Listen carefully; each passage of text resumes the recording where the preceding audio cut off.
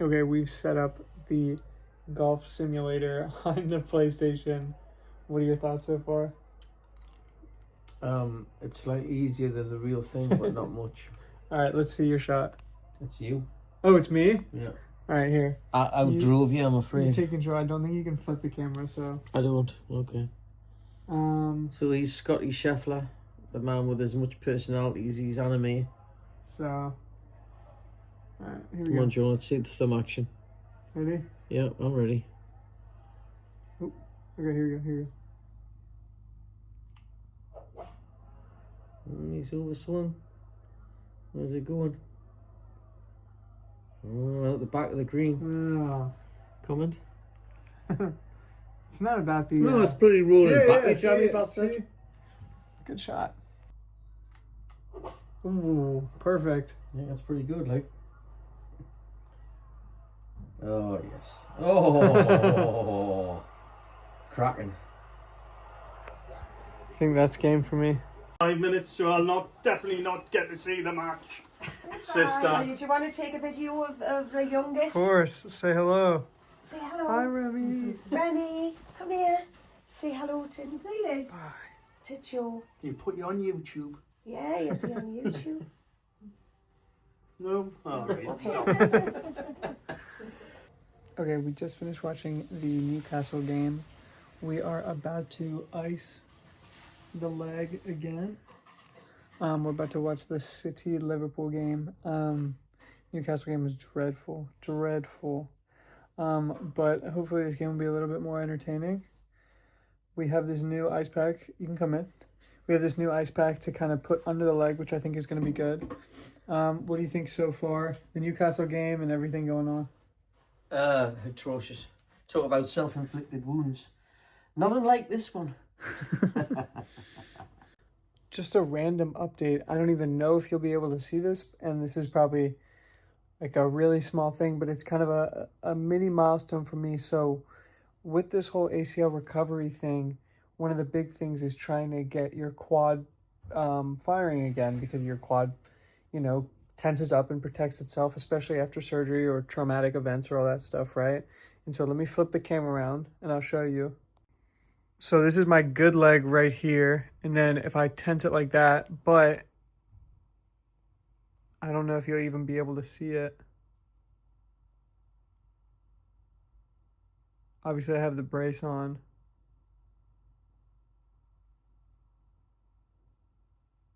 But we're getting some movement.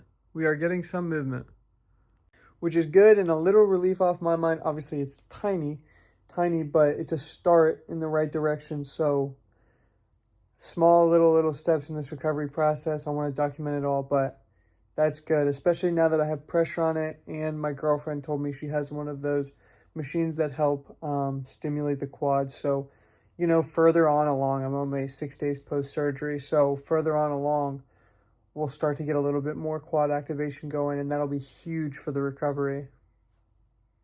So we are currently 1 day away from the first meeting with the surgeon. I'm just hanging out. I got my protein pudding.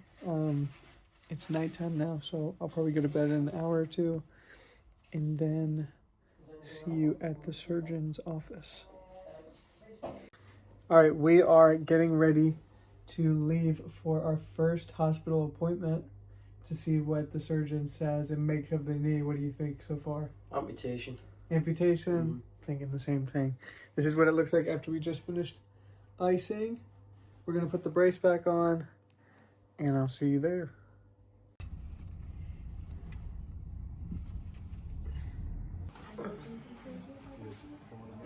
Do the so obviously the images here Yeah. on the other system, but yeah, no, it all went really well. So essentially we did the ACL reconstruction as planned, and then we did the meniscal repair. All right, so your meniscus was in quite a bad state. Yeah, there's quite an extensive tear in it, which we we've put all of that back as it should be, and repaired it all with stitches, so it looked good at the end. So what was the state of the meniscus when you went in? It was torn in a couple of different directions. I had the pictures which I showed you a few times as well. You can't remember any of this stuff. So yeah, it was torn in a few different directions. So we've put all that back where it needs to be, and Okay. we've put stitches in there, and now we're just hoping that biology does its thing and knits it all back together again.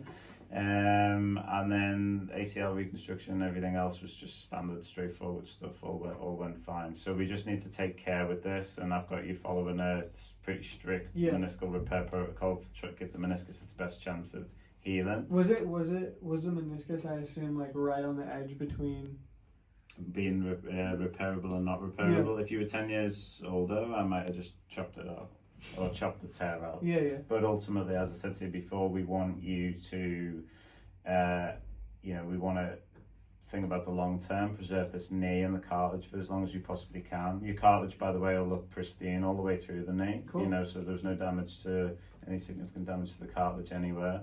But your meniscus is what cushions your cartilage and protects it in the long term. So ideally, for someone as young as you want to keep your meniscus, you know, for as long as you can. But yeah, we just have to hope that, you know, it all knits together. And as I would have said to you before, it's all very dependent on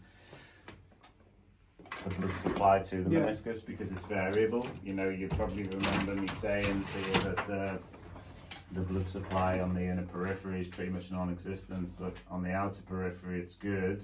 So if this is your meniscus, all right, this outer periphery, this outside bit, blood supply is really good. Inner periphery, non-existent, all right. And if you've got a tear sort of on this inner margin, it'll never heal.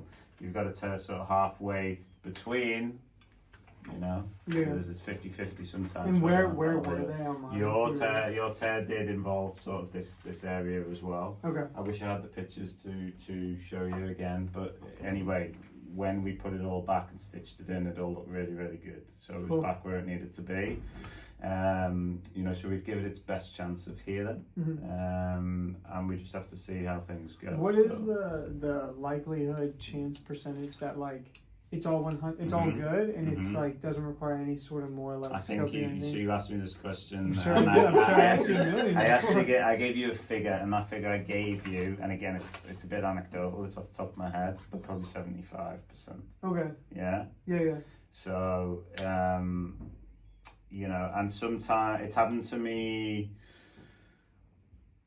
is it once or twice, where someone's had an extensive tear who's been younger category like you, where I've wanted to try and save it, preserve it, and they've come back with some degree of symptoms, and I've gone back in and the bulk of it had all healed up and it was fine. It was just a small little area where it refused to heal, and I ended up doing a very, very small operation just to trim away a little. I'm hoping that doesn't happen with you at all. Sure. But just to give you kind of perspective, there's one person I can think of off the top of my head where that's happened. Would it be useful at some point farther down the line to do like another MRI to see where that is? No, not usually, because, and I'll tell you why. The reason for that is, so on an MRI scan, okay, even after you've had a meniscal repair, you do an MRI scan, say even if you had it a year down the line. So I saw you in a year, right? And you say to me, I say, how's your knee? And you say, it's great, it's perfect, I've got no symptoms at all, okay? We do a scan, often on the scan you will still see a little line through the meniscus where the tear was, and that doesn't mean it hasn't healed. It's just the way that it heals with a different kind of tissue. It heals with scar tissue, say, rather than normal meniscal tissue. So you do the scan and you'll still see a line through it, and you'll be like, well, is that still a tear? Is it torn? And what it comes down to ultimately is your symptoms. So if you came back to me and you said, well, I've still got some catching, or clicking, or it started. This new symptom started. I'm getting catching or clicking or locking or whatever. Then that's when I would worry that there was a problem with the meniscus. All right. Okay. So we just have to see what happens. And the ACL was all good. ACL was all good. Yeah. So I think what we'll do, I'll get you on the bed actually. Yeah, and I was going to say, because my foot in this position is a like bit precarious in this one. Yeah. And then I'll take this off and I'll check your wounds, and I'll just have a little feel of your graft and everything, and then we'll get some more dressings on it. Although you can probably do away with the dressings probably in another 5 days altogether. Yeah. If it's all looking like it's healing up well, then we keep the dressings on for another 5 days, and after that point you can get it wet and shower or whatever. Oh, that's good. And I ordered, do you remember the name of it, of the new brace? You might have a photo. I got a new brace that's a lot more it's got like the degree adjustability and stuff. Okay, So when we yeah. go farther down the line, and it has Yeah. a lot more like. Uh-huh. It's just like better Yeah. than like an NHS. For spread, sure, so, as long as it's going to do the job of protecting, it's Yeah, got yeah. the side supports, the struts, and it's got the hinge mechanism in it as well, yeah? Yeah, yeah. And, it should be fine, okay? Physio-wise, what are you going to do with physio? So we're gonna go to the first few appointments here, Yeah? and sort of see where that Uh-huh. leads us, and then whenever the nearest possible time is to fly back to the US, we'll probably do that. Okay, cool. But I assume that I'll be off my feet for.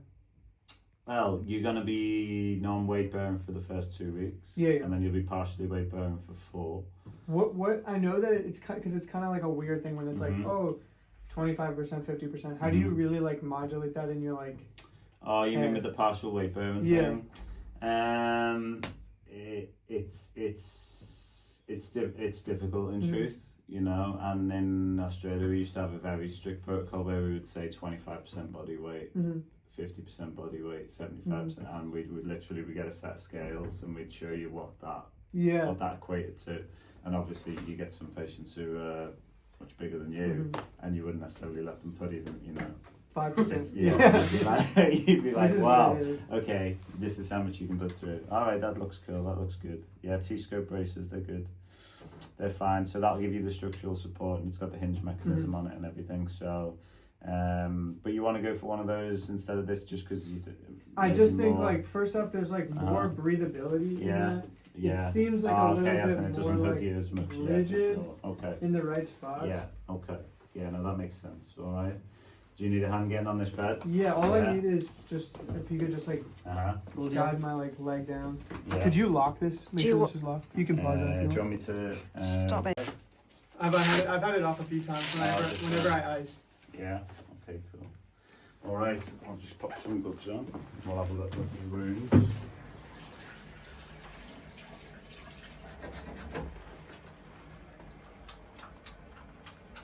This is kind of I guess like a big question, but why do you think compared to all like other injuries, people get shot, stabbed, all this crazy shit? Yeah. Why does this take so long to heal? How long's a gunshot going to take to heal? I feel like there's people out on the street after a couple weeks, like moving around, whatever. It's like 9 months, 12 months. Seems just like a ridiculous amount of time. So it's not that it takes that long to heal, right? So, when we say, you can't get back to sport for 9 months, the reason for that is the graft, okay? So after 3 months, you're going to feel pretty great on this. And after 6 months, you're going to feel even better. You're going to feel like you're going to be raring to go after 6 months. You're going to be like, I want to go back and play footy right now, okay? And the knee will feel strong and it'll feel stable, okay? But the problem with the graft is when you take the hamstrings out, obviously they've no longer got blood supply or anything, okay? And then you put them in, it takes time for that graft to incorporate and for it to gain strength. And the graft gets stronger and stronger and stronger for 2 years, okay? It's strong enough after 9 months that you can go back to sport, contact sport. But if you go back before then, because there's still some inherent weakness in it, or it hasn't strengthened quite enough yet, your risk of re-rupture is higher. Gotcha. Basically. Gotcha. So it's mainly the re-rupture risk that you're trying to offset more than anything else, alright? Yeah.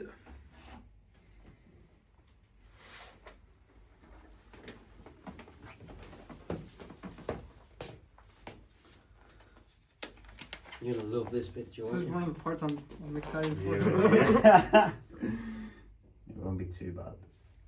You alright? Good job you shave your legs, eh? Yeah, okay. Did you notice that, by the way? No. You didn't notice that when we were doing the surgery? No, I didn't actually. Okay, so these steri strips, they're super sticky. I'm not going to pull them off. Sure. Okay, I'm going to leave them. And then when you start to get it wet in the shower and stuff, they'll fall off. You've got a little wound there and you've got 2 little wounds there. Yeah. And then essentially, you can get this wet and they'll just peel off, all right? But I'm here is just a little pinprick. That's all that one is, all right? So I'll leave that one on. And I'll change these ones for you. Does this need to be on? Probably not actually, because it's literally just a little where we just pull the graft through. So there's no like stitches that need to be removed? No, they're all dissolvable. Cool. Okay, so you might have a couple of little loose ends which will just fall once you start getting this wet. And Most like when you fall. dry them with a towel, they'll fall away. You don't need anything kind of cutting away or Like a anything like that. umbilical cord. Yeah, no, you Yeah, don't need just anything dries like up. that. Yeah, so basically that's it. All right. How's So, it? I know it's protected right Yeah. now, but how's it look? It looks good. It looks great. So your skin, surrounding skin, all looks nice and healthy. All looks great. So if you just rest yourself back, let's lift that up a little bit. All right, don't do nothing crazy, man. All right, and then just let it roll out this way to me. That's good. Let it roll out. That's it. Okay, good. So it's rock solid. Okay. Cool. So your tibia is behaving, it's Yep. doing what I want it to do. All right. So that's your graft. So I don't know if you remember what Yep, it was like yep, before. Yep. But it all looks good. All right, and it feels good. So that's it. Okay. So all I want you to do now, on your way out, I want you to get an X-ray downstairs. Cool. Okay. And that's just basically it's just a formality thing that we get. Yeah. We just get an X-ray of everybody after they've had an ACL reconstruction, and that's it. I might get some different dressings for you. That's fine, yep. Because these Go ones ahead. are not gonna. So he wears those for another 5 days and then he can pull them off. Yeah, look, in truth, you'd probably be fine not to wear anything at all. Because you've healed it really well. Everything's looking good. All right. Now this is I know that most of the time they do next to nothing, but like when it comes to like supplements, like joint health supplements, all that stuff.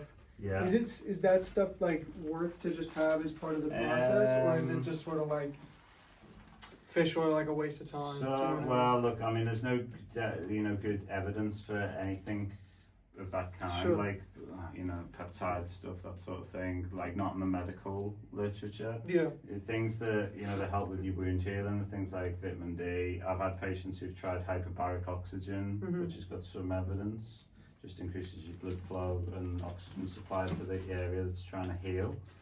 And they'll, all of these things come at a cost. And I think like the hyperbaric oxygen stuff, it's like, I think it's £100 a session or something like that. So, in a sense, I don't mind you doing things and trying things that, as long as there's no harmful thing or harmful side effect or whatever of them, then the things that, if they're potentially going to help, there's no harm in doing them, So, Do you think just for a healthy lifestyle anyway? It's just good yeah, to for just, sure. The main things is healthy diet, doing your rehab, and like I said to you, obviously you don't have the same problem that we've all got in the northeast where we're all vitamin D deficient because we don't get enough sun. That's not going to be an issue for you. But yeah, it all looks great. It's all looking really good. It's looking healthy, feels good. Wounds are healing well. When does he need to see you again? Or if So it comes down to, normally at this point I'd see you again when. Okay, we're back at home. We're having dinner cooked up by the lovely lady. What are we having? Chicken, peri chicken actually, sticky rice, soya sauce, and then salad. Ooh, and then what? Are we going to watch something on Netflix? Yeah, we're gonna watch Marines. So yeah, feeling very good. I got my new brace actually, which I'll show you right here. So I have my new brace here set up. This will be the end of the 1 week. So this is 7 days post surgery. Yeah, I hope you're liking these videos and keep making them.